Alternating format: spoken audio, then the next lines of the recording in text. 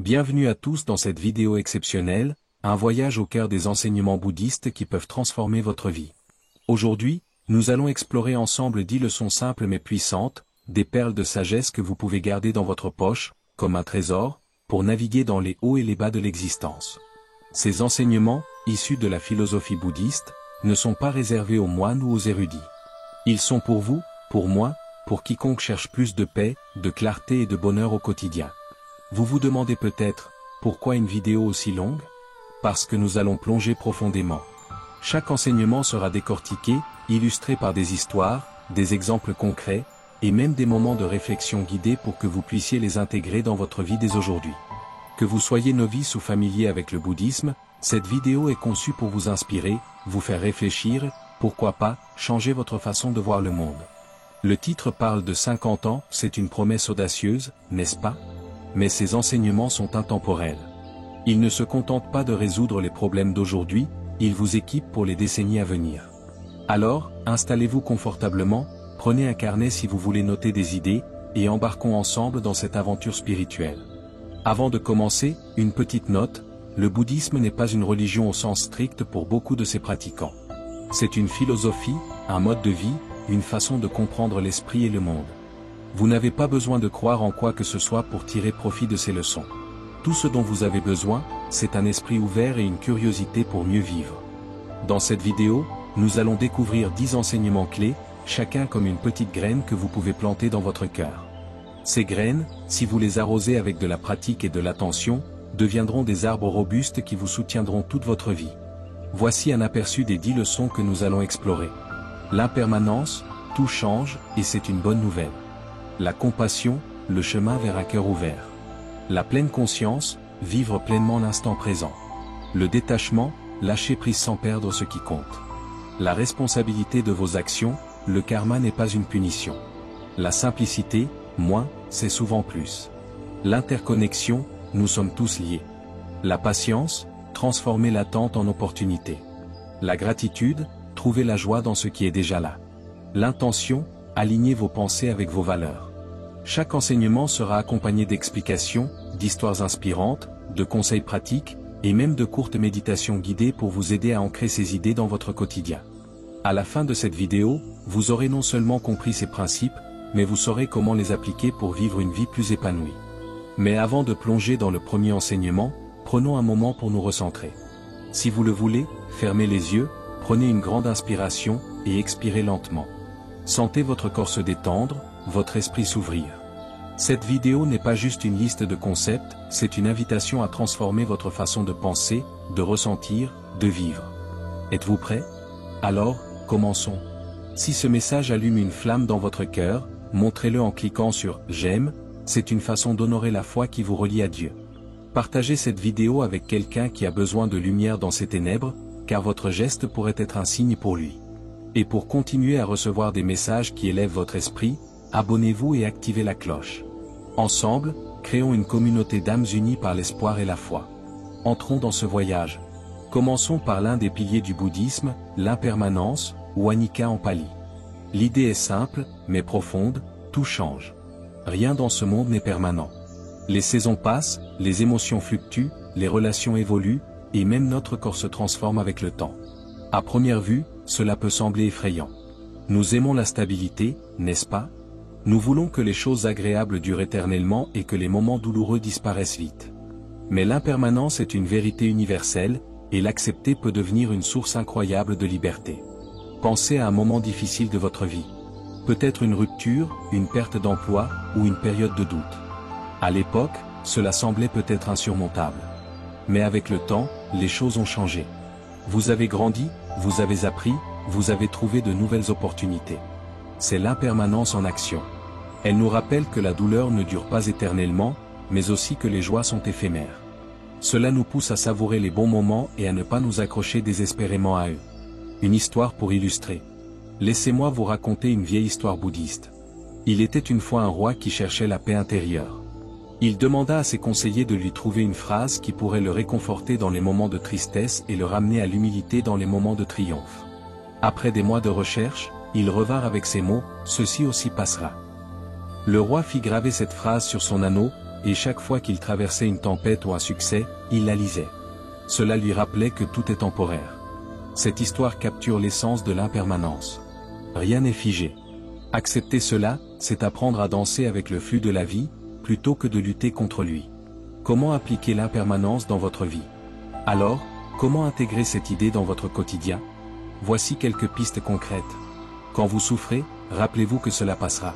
Écrivez la phrase « Ceci aussi passera » sur un post-it et collez-la sur votre miroir.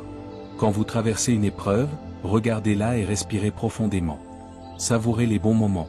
La prochaine fois que vous riez avec un ami ou que vous admirez un coucher de soleil, prenez une seconde pour vraiment ressentir la joie. Dites-vous, cet instant est précieux, et il ne durera pas. Arrêtez de vous accrocher.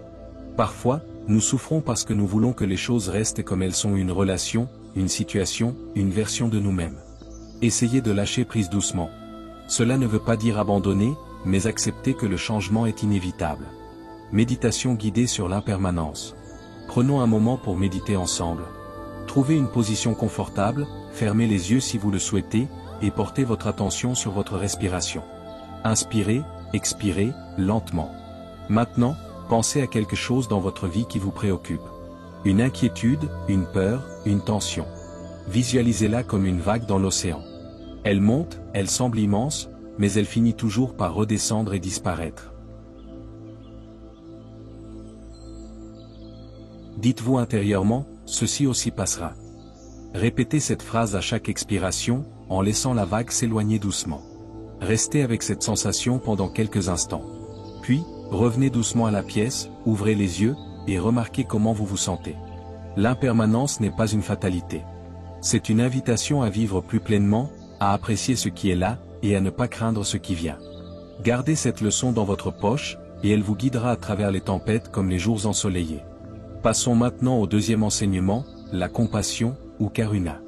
Dans le bouddhisme, la compassion n'est pas juste une émotion, c'est une pratique, une façon d'être. C'est le désir sincère de soulager la souffrance des autres, mais aussi de soi-même. La compassion, c'est ouvrir son cœur, même quand c'est difficile, même quand on a peur de se blesser. Pourquoi la compassion est-elle si importante? Parce qu'elle nous connecte. Elle nous rappelle que nous ne sommes pas seuls dans nos luttes. Chaque personne que vous croisez ou votre voisin, un inconnu dans la rue, même quelqu'un qui vous agace, porte son propre fardeau, ses propres espoirs, ses propres peurs. La compassion, c'est voir cette humanité commune et choisir d'agir avec bienveillance. Une anecdote personnelle. Je me souviens d'une fois où j'étais dans le métro, épuisé après une longue journée. Une femme est montée, visiblement stressée, et a commencé à parler fort au téléphone. Mon premier réflexe a été l'agacement, pourquoi elle ne peut pas parler plus bas? Mais ensuite, j'ai remarqué son ton où elle semblait inquiète, presque en larmes. J'ai essayé de me mettre à sa place. Peut-être qu'elle venait de recevoir une mauvaise nouvelle. Peut-être qu'elle se sentait seule. En un instant, mon agacement s'est transformé en souhait silencieux, j'espère qu'elle va bien. Ce petit moment m'a rappelé que la compassion peut changer notre perspective, même dans les situations les plus banales. Comment cultiver la compassion? La compassion ne vient pas toujours naturellement, surtout quand on est fatigué ou blessé. Voici quelques façons de la développer. Pratiquez la méditation de bienveillance, Metta. Chaque matin, prenez quelques minutes pour souhaiter du bonheur à vous-même, à un proche, à une personne neutre, et même à quelqu'un avec qui vous avez indifférent. Dites intérieurement, puisses-tu être heureux, en paix, libre de souffrance. Écoutez sans juger. La prochaine fois que quelqu'un vous parle de ses problèmes, essayez d'écouter pleinement, sans essayer de réparer ou de donner des conseils. Juste être là, c'est déjà un acte de compassion. Soyez gentil avec vous-même. La compassion commence par soi. Quand vous faites une erreur, au lieu de vous critiquer, parlez-vous comme vous parleriez à un ami, ce n'est pas grave, tu fais de ton mieux. Méditation guidée sur la compassion. Asseyez-vous confortablement, fermez les yeux, et prenez quelques respirations profondes. Visualisez une personne que vous aimez profondément. Voyez son visage, son sourire. Souhaitez-lui intérieurement, puisses-tu être heureux. Puisses-tu être en paix. Sentez votre cœur s'ouvrir. Maintenant, tournez cette bienveillance vers vous-même. Dites-vous, puissé-je être heureux? Puissé-je être en paix? Restez avec cette sensation de chaleur pendant quelques instants. Puis, revenez doucement à l'instant présent. La compassion est comme un muscle, plus vous la pratiquez, plus elle devient naturelle. Gardez-la dans votre poche, et elle illuminera vos relations et votre propre cœur. Le troisième enseignement est la pleine conscience, ou sati. C'est l'art de vivre dans l'instant présent, de prêter attention à ce qui se passe ici et maintenant, sans se perdre dans les regrets du passé ou les inquiétudes du futur. Dans notre monde moderne, où les distractions sont partout, notifications, listes de tâches, réseaux sociaux, la pleine conscience est une bouffée d'air frais. Pensez à la dernière fois que vous avez mangé un repas délicieux. Étiez-vous vraiment là, à savourer chaque bouchée? Ou pensiez-vous à autre chose, votre travail, une conversation, ce que vous alliez faire ensuite? La pleine conscience, c'est choisir de vraiment goûter le repas, sentir la texture, apprécier les saveurs. Et ça ne s'applique pas qu'à la nourriture, c'est une façon de vivre chaque moment. Une histoire inspirante. Il y a une histoire célèbre dans le bouddhisme à propos d'un moine qui marchait avec son maître. Le disciple demanda, « Comment puis-je trouver la paix ?» Le maître répondit, « Quand tu marches, marche. Quand tu manges, mange. Quand tu écoutes, écoute. » Le disciple, perplexe, dit, « Mais c'est ce que tout le monde fait. » Le maître sourit et répondit, « Non. Quand la plupart des gens marchent, ils pensent à autre chose. Quand ils mangent, ils planifient. Quand ils écoutent, ils jugent. Fais une chose à la fois, et tu trouveras la paix. » Comment pratiquer la pleine conscience? Voici quelques idées pour intégrer la pleine conscience dans votre quotidien. Commencez par votre souffle. Plusieurs fois par jour, prenez un moment pour vous concentrer sur votre respiration. Remarquez l'air qui entre et sort. C'est une ancre pour revenir au présent. Faites une tâche en pleine conscience. Que ce soit laver la vaisselle, marcher ou boire un café, faites-le lentement, en portant attention à chaque sensation. Limitez les distractions. Essayez de mettre votre téléphone en mode avion pendant quelques minutes chaque jour pour vous reconnecter à l'instant. Méditation guidée sur la pleine conscience. Trouvez une position confortable, fermez les yeux, et portez votre attention sur votre souffle. Inspirez, expirez. Sentez l'air qui passe par vos narines, le mouvement de votre poitrine. Si votre esprit s'égare, c'est normal ou ramenez-le doucement à votre souffle. Maintenant, ouvrez vos sens. Écoutez les sons autour de vous, sentez la chaise sous vous, l'air sur votre peau. Restez dans cet instant, juste ici, juste maintenant. Puis, revenez doucement. La pleine conscience est une clé pour une vie plus riche. Gardez-la dans votre poche, et chaque moment deviendra une opportunité de paix. Le quatrième enseignement est le détachement, souvent mal compris.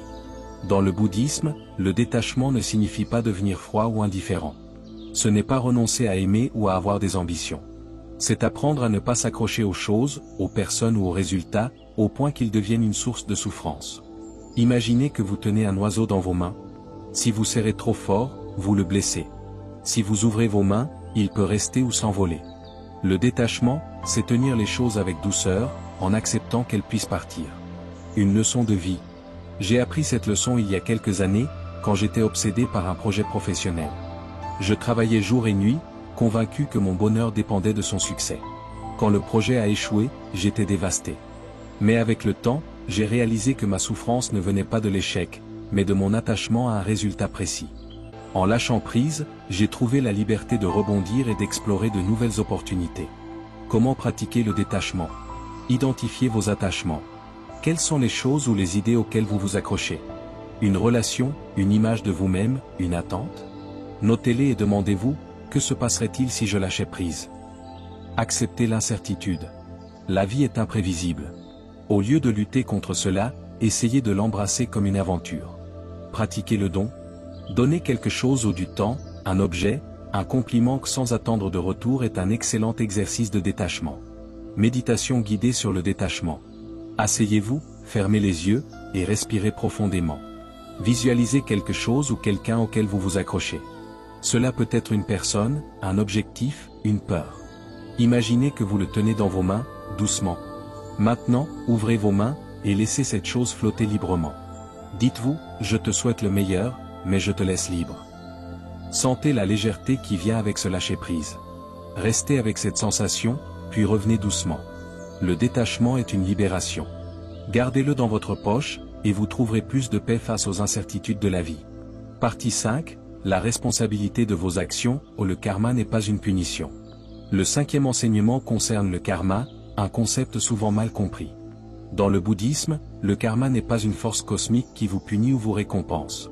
C'est simplement la loi de cause et d'effet, vos actions, vos paroles et même vos pensées créent des graines qui influencent votre avenir.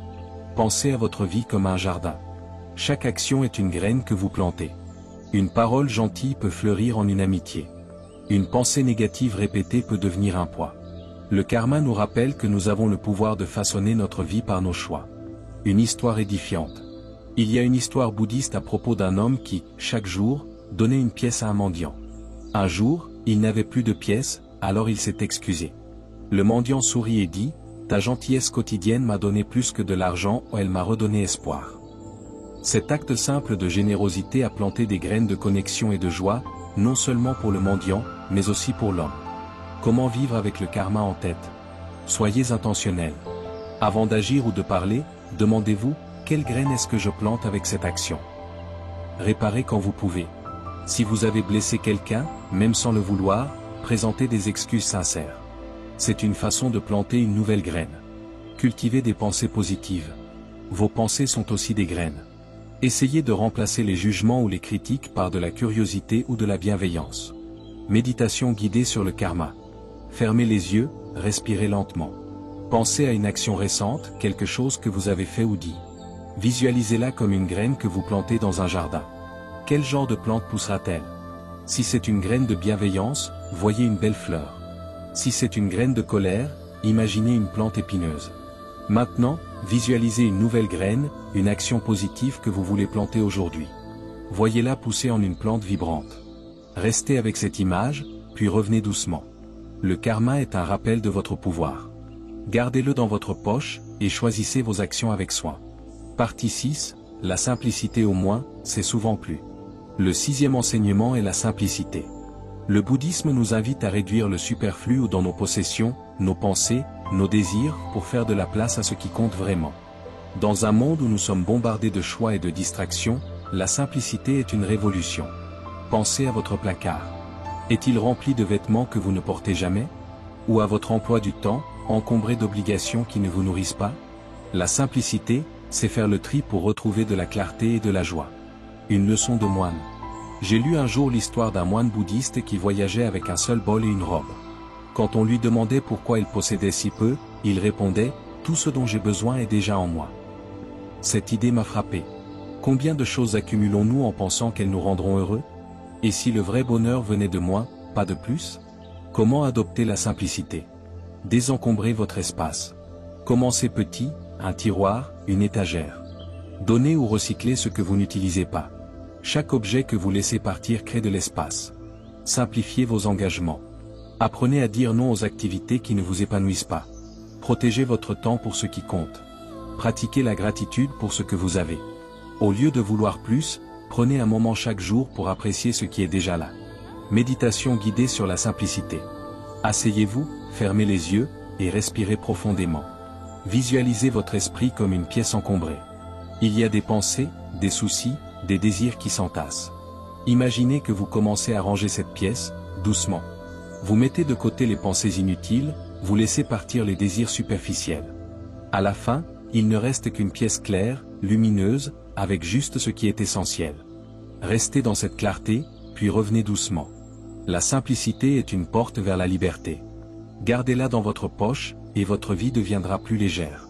Partie 7, l'interconnexion où nous sommes tous liés. Le 7e enseignement est l'interconnexion, ou Pratityasamutpada. Le bouddhisme enseigne que tout est relié. Vos actions affectent les autres, et le monde entier est un réseau de causes et d'effets. Cette idée peut transformer la façon dont vous voyez votre place dans l'univers. Pensez à une goutte d'eau qui tombe dans un lac. Elle crée des ondulations qui s'étendent bien au-delà de l'endroit où elle a touché la surface. Vos paroles, vos gestes, même vos pensées sont comme ces gouttes. Ils ont un impact, même si vous ne le voyez pas toujours. Une histoire touchante. J'ai entendu parler d'un homme qui, un jour, a décidé de sourire à chaque personne qu'il croisait dans la rue. Au début, il pensait que ça n'avait pas d'importance. Mais un jour, une femme l'a arrêté pour le remercier. Elle lui a dit, « Votre sourire m'a rappelé que je ne suis pas invisible. » Ce simple geste avait créé une connexion, un moment de chaleur humaine. Comment vivre l'interconnexion? Soyez conscient de votre impact. Avant de parler ou d'agir, pensez à l'effet que vous pourriez avoir sur les autres. Pratiquez des actes de gentillesse anonyme. Laissez une note gentille, payez un café pour quelqu'un, sans attendre de reconnaissance. Méditez sur l'interconnexion. Prenez un moment pour réfléchir à tout ce qui a contribué à votre journée ou les agriculteurs qui ont cultivé votre nourriture, les chauffeurs qui ont livré vos courses, les amis qui vous ont soutenu. Méditation guidée sur l'interconnexion. Fermez les yeux, respirez lentement. Visualisez un réseau lumineux, comme une toile d'araignée scintillante. Chaque fil représente une connexion avec votre famille, vos amis, des inconnus, la nature. Voyez comment vos actions, comme des gouttes de lumière, voyagent le long de ces fils, touchant d'autres vies. Sentez-vous relié, soutenu, partie d'un tout plus grand. Restez avec cette sensation, puis revenez doucement. L'interconnexion est un rappel de notre unité. Gardez-la dans votre poche, et vous vous sentirez moins seul. Le 8e enseignement est la patience, ou Khanti. Dans le bouddhisme, la patience n'est pas juste attendre sans s'énerver. C'est une pratique active, une façon de transformer les moments de frustration en opportunités de croissance. Dans notre monde rapide, la patience est rare. Nous voulons tout de suite, des réponses, des résultats, du bonheur. Mais la vie ne fonctionne pas comme ça. La patience nous apprend à accepter le rythme naturel des choses. Une leçon du quotidien. Je me souviens d'une fois où j'étais coincé dans un embouteillage, en retard pour un rendez-vous. J'étais frustré, tapant sur le volant. Puis, j'ai décidé d'essayer quelque chose de différent. J'ai pris quelques respirations profondes et j'ai commencé à observer autour de moi ou les gens dans les autres voitures, le ciel au-dessus. J'ai réalisé que cette attente pouvait être un moment de pause, pas une perte de temps. Quand je suis arrivé, j'étais plus calme, plus centré. Comment cultiver la patience? Utilisez les moments d'attente. La prochaine fois que vous êtes dans une file d'attente, au lieu de vérifier votre téléphone, observez votre environnement ou concentrez-vous sur votre souffle.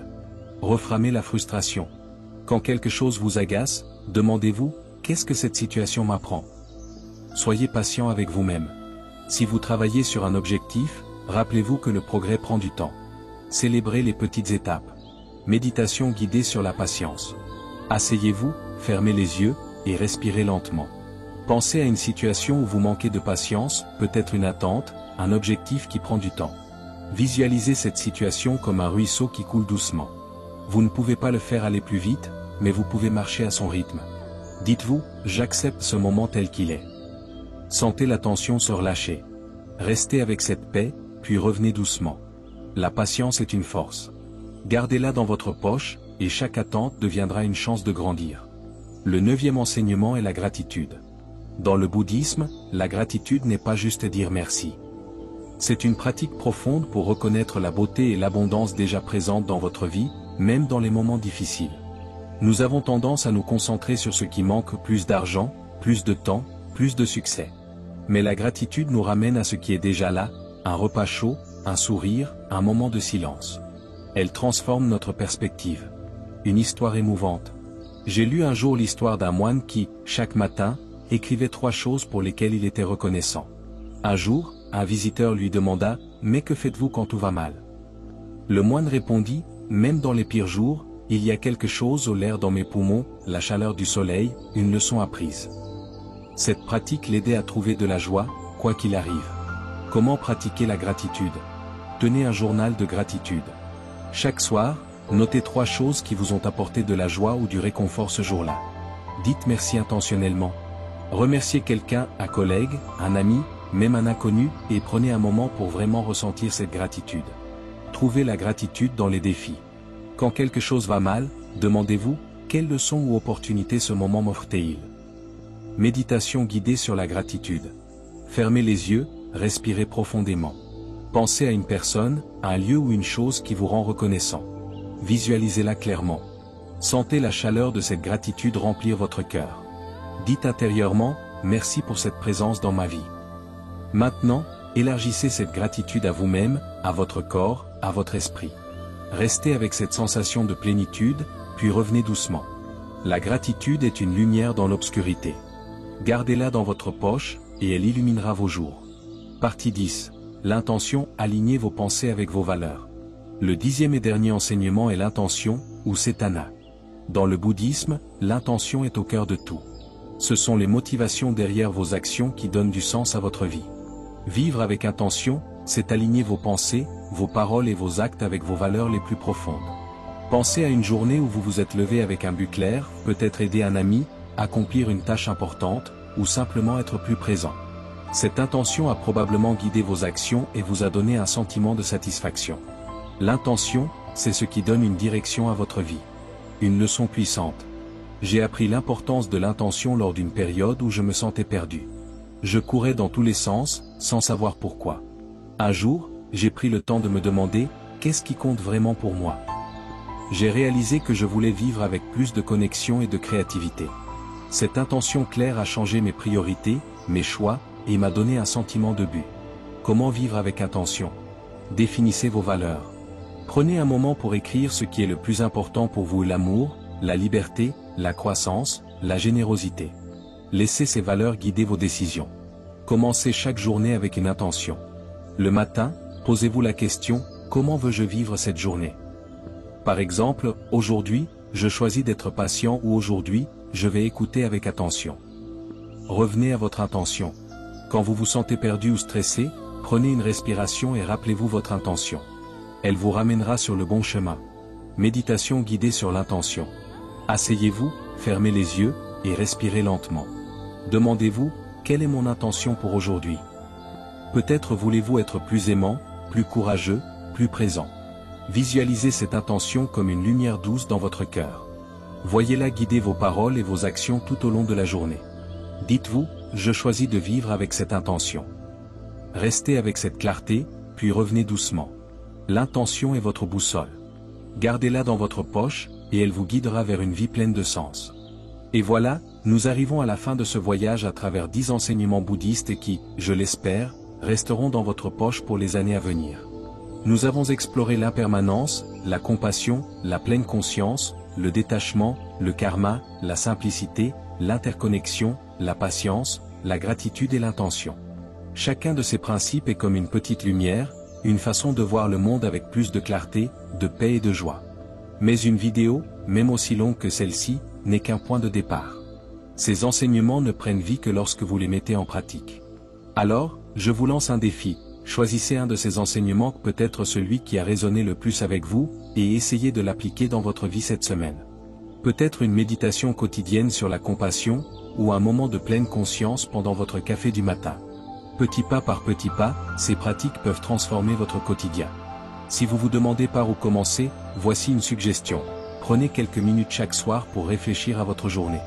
Quels moments vous ont fait sentir vivant? Où auriez-vous pu appliquer un de ces enseignements? Ce simple rituel peut vous aider à intégrer ces leçons dans votre vie. Je veux aussi prendre un moment pour vous remercier. Merci d'avoir passé tout ce temps avec moi, d'avoir ouvert votre esprit et votre cœur à ces idées. Créer cette vidéo a été un travail d'amour, et savoir que vous êtes là, à écouter, à réfléchir, à grandir, donne tout son sens à ce projet. Si cette vidéo vous a touché, n'hésitez pas à laisser un commentaire pour partager votre enseignement préféré ou une expérience personnelle. Abonnez-vous pour plus de contenu sur la croissance personnelle et la spiritualité, et partagez cette vidéo avec quelqu'un qui pourrait en bénéficier. Ensemble, nous pouvons semer des graines de sagesse et de bienveillance. Avant de nous quitter, prenons une dernière respiration ensemble. Inspirez profondément, expirez lentement, et portez dans votre cœur ces 10 enseignements. Ils sont là, dans votre poche, prêts à vous guider pour les 50 prochaines années ou et au-delà. Merci, et à bientôt pour un nouveau voyage.